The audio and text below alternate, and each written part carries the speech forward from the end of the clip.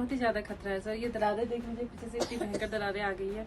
किसी समय ज्यादा बारिश में हमें बहुत ज्यादा डर लगता है। किसी समय भी मतलब टॉयलेट बाथरूम तो हमारा गड्ढा पूरा चला गया, एक खेत पूरा चला गया, टॉयलेट हवा में ही है बिल्कुल। क्या नैनीताल में बड़ी आपदा आने वाली है? क्या नैनीताल बड़े खतरे की जद में है? ये हम इसलिए कह रहे हैं क्योंकि नैनीताल में अब उन जगहों पर भी तेजी से भूस्खलन हो रहा है जो क्षेत्र सेफ जोन में आते थे। साथ ही भूधसाव भी हो रहा है और इसके अलावा नैनीताल का एक गांव ऐसा भी है जहां जोशीमठ जैसे हालात बन चुके हैं और स्थानीय सरकार से विस्थापन की मांग कर रहे हैं। अब नैनीताल के कौन कौन से क्षेत्रों में भूधसाव हो रहा है और साथ ही कहां पर लैंडस्लाइड हो रहा है और नैनीताल कितना सुरक्षित है, इस पर हम बात करेंगे। तो चलिए करते हैं वीडियो की शुरुआत। नमस्कार, आप देख रहे हैं आज का उत्तराखंड और मैं हूं आपके साथ सरिता तिवारी। किसी इमारत की नींव और दीवारें ही उसे बचाकर रखती हैं। नैनीताल अगर इमारत है तो बलिया नाला उसकी नींव और तीन तरफ बनी पहाड़ियां उसकी दीवारें हैं। पहले सिर्फ बलिया नाला से भूस्खलन और धंसाव की खबरें सामने आती थी, लेकिन अब नैनीताल की दीवारों से भी लैंडस्लाइड की खबरें सामने आ रही हैं। पहाड़ियां यहाँ पर टूट रही हैं, दरक रही हैं। किसी भी समय यहाँ पर बड़ी आपदा आ सकती है, या यूं कह सकते हैं कि नैनीताल खतरे में है। दरअसल बलिया नाला क्षेत्र में 1972 से लगातार भूस्खलन हो रहा है। बलिया नाला नैनीताल की बुनियाद है जो सालों से धंस रहा है। आज तक वैज्ञानिक तरीके से इसका कोई उपचार नहीं किया गया है और अगर यह धंसा तो पूरा नैनीताल ही धंस जाएगा। भूस्खलन से अब तक कई घर बलिया नाले में समा चुके हैं। अब इस भूस्खलन से राजकीय इंटर कॉलेज तल्लीताल की सीमा को छू लिया है। यह आबादी तक पहुंच चुका है, नैनीताल नगर की तरफ भी बढ़ने लगा है। बलिया नाला में साल 1867 में सबसे पहले भूस्खलन का रिकॉर्ड उपलब्ध है। बलिया नाला भूविज्ञान के हिसाब से ओल्ड बलिया नाला आलू खेत के बगल और केला खान से के नीचे से शुरू होता है, मीर भट्टी तक जाता है। इसमें वो चट्टानें हैं जो चूने की हैं। इसमें गुफाएं बन जाती हैं पानी की वजह से और उसमें पीला रंग निकलने लगता है। इसे ऑक्सीडेशन रिडक्शन कहते हैं। ओल्ड बलिया नाला हर वर्ष 60 सेंटीमीटर से 1 मीटर खिसक रहा है। जिस दिन ये पूरा धंसेगा वो दिन नैनीताल के लिए एक प्रलय से कम नहीं होगा। वहीं नैनीताल तीन तरफ से पहाड़ियों से घिरा है। ऊपर मल्लीताल की तरफ नैना पीक, एक तरफ अयार पाटा और एक तरफ शेर का डांडा पहाड़ी और नीचे तल्लीताल की तरफ शहर की नींव बलिया नाला। अब बलिया नाले के साथ साथ इन तीनों पहाड़ियों में भूस्खलन हो रहा है। ये नैनीताल के लिए अच्छा संकेत नहीं है। भूवैज्ञानिक ये बताते हैं कि नैनीताल की भार सहने की क्षमता जो है खत्म हो चुकी है। अगर यहाँ किसी भी तरह का निर्माण पूरी तरह से नहीं रोका गया तो ये शहर धंस जाएगा। नैनीताल की अयारपाटा हिल पहाड़ी में डीएसबी कॉलेज के पास भी भूस्खलन हो रहा है और ये तेजी से बढ़ रहा है। इससे डीएसबी कॉलेज के केपी और महिला छात्रावास को भारी नुकसान हुआ है। अयारपाटा पहाड़ी पर डीएसबी कॉलेज के पास भूस्खलन का बड़ा कारण वहां की फॉल्ट लाइन है। ये Raj Bhavan, DSB gate, flat, grand hotel और 7 नंबर तक एक्टिव है। पिछले 2 से 3 सालों से मॉल रोड यहाँ पर धंस रही है। ये पूरा एक जोन जो है धंस रहा है। ये फॉल्ट जो है 2-3 सालों से काफी सक्रिय हो चुका है और ये हिल पर मौजूद famous picnic spot tiffin top भी हाल ही में भूस्खलन की चपेट में आया। और अब नैना पीक से भी भूस्खलन शुरू हो गया है और इसे चाइना पीक भी कहते हैं। रुक रुक कर विशालकाय चट्टानें नैना पीक के नीचे की तरफ गिरती आ रही हैं। नीचे रहने वाली आबादी को इससे खतरा हो रहा है। नैनीताल की संवेदनशील पहाड़ी अल्मा हिल, जिसमें 1880 का विनाशकारी भूस्खलन हुआ था, उसमें भी पिछले साल से भूस्खलन शुरू हो गया है और ये हर दिन बढ़ता ही जा रहा है। वहीं नैनीताल का खुपी गांव में एक बार फिर से भूस्खलन होने लगा है, जिससे खुपी गांव में बहुत खतरा मंडरा रहा है।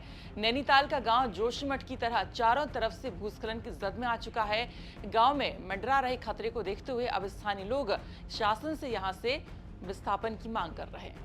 वहीं खुपी गांव के ठीक ऊपर आर्मी कैंट एरिया और आलूखेत गांव है, जिन पर सबसे ज्यादा भूस्खलन का खतरा मंडरा रहा है। तो बहुत ही ज्यादा खतरा है सर। ये दरारें देख लीजिए, पीछे से इतनी भयंकर दरारें आ गई है। किसी समय ज्यादा बारिश में हमें बहुत ज्यादा डर लगता है। किसी समय भी मतलब टॉयलेट बाथरूम तो हमारा गड्ढा पूरा चला गया, एक खेत पूरा चला गया, टॉयलेट हवा में ही है बिल्कुल।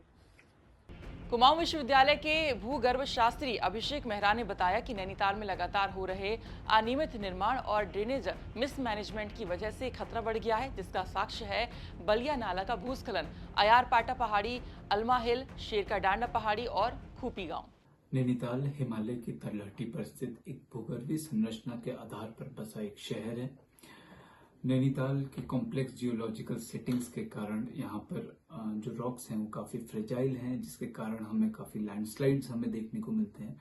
अकॉर्डिंग टू प्रोफेसर वाल्दिया, जो नैनीताल लेक है वो एक डाउन फॉल्टिंग और जो अयारपाटा ब्लॉक है उसके मूवमेंट, उसकी टिल्टिंग के अलोंग बसा एक शहर है। और यही जो नैनीताल लेक फॉल्ट है, इसके 2 पार्ट हैं। जो हमारा शेर का टांडा वाला ब्लॉक है उस पार्ट में हमें स्लेट्स देखने को मिलती हैं, और वो एक जिसको हम हैंगिंग वॉल कहते हैं, अगर आसान शब्दों में कहें, जो उठा हुआ पार्ट है वो हमारा शेर का डांडा ब्लॉक है। वहीं जो दूसरा हमारा शेरवुड वाला पार्ट है वो हमारा फुटवॉल है, जहां पर हमें डोलोमाइट्स हमें देखने को मिलते हैं। नैनीताल के नैनीताल लेक फॉल्ट को अगर हम ट्रेस करें तो कि हमारा बलिया नाला जो एरिया है वहां पर जो हम रॉक्स देखते हैं, तो वहां पर जो रॉक्स हैं वो काफी क्रश्ड हैं, पल्वराइज्ड हैं, और वो वहां से उसको हम ट्रेस करना अगर हम स्टार्ट करें तो नैनीताल लेक की तरफ जब हम आते हैं, लेक से होते हुए सत्यनारायण मंदिर से होते हुए वो फिर हमारा कुंज खड़क तक उसको ट्रेस किया गया है। और ऐसे ही कई सारे फॉल्ट्स नैनीताल के आसपास पाए जाते हैं, जैसे कि हमारा कुरिया फॉल्ट है, और जो हमारा लेक फॉल्ट है इसके बीच में बसा एक गांव है खोपी गांव, जहां पर ये लैंड सब्सिडेंस भी हमें देखने को मिला है। ऐसे ही कई सारे लैंडस्लाइड्स या फॉल्ट स्कार्पमेंट्स भी हम कह सकते हैं, वो भी हमें नैनीताल में देखने को मिलते हैं। जैसे कि अभी एक लैंडस्लाइड हुआ रिसेंटली, जो कि डीएसबी कैंपस के जो गर्ल्स हॉस्टल है उसके पास में हुआ था। उसके थोड़ा ही आगे जाके शनि मंदिर के पास में भी एक लैंडस्लाइड हुआ है। वहीं टिबेटन मार्केट के पास में भी कुछ साल पहले हमें लैंडस्लाइड देखने को मिला। और नैनीताल में मैसिव कंस्ट्रक्शन के कारण और मिसमैनेजमेंट ऑफ ड्रेनेज के कारण ये जो लैंडस्लाइड्स हैं वो काफी ट्रिगर हो चुके हैं और एक्टिवली हमें देखने को मिल रहे हैं। कुमाऊं यूनिवर्सिटी में जर्नलिज्म डिपार्टमेंट की विभाग के अध्यक्ष डॉक्टर गिरीश रंजन तिवारी कहते हैं कि बीते 5 सालों से नैनीताल नगर चारों ओर से भूस्खलन की चपेट में है। हल्द्वानी मार्ग से नीचे बलिया नाला क्षेत्र में तो भूस्खलन का इतिहास 150 सालों से भी ज्यादा का है। चिंता इस बात की है कि बीते 25 सालों से और खासकर पिछले 5 सालों में अनेक ऐसे स्थानों पर लैंडस्लाइड हुआ है जहां पहले कभी ऐसी घटना नहीं हुई।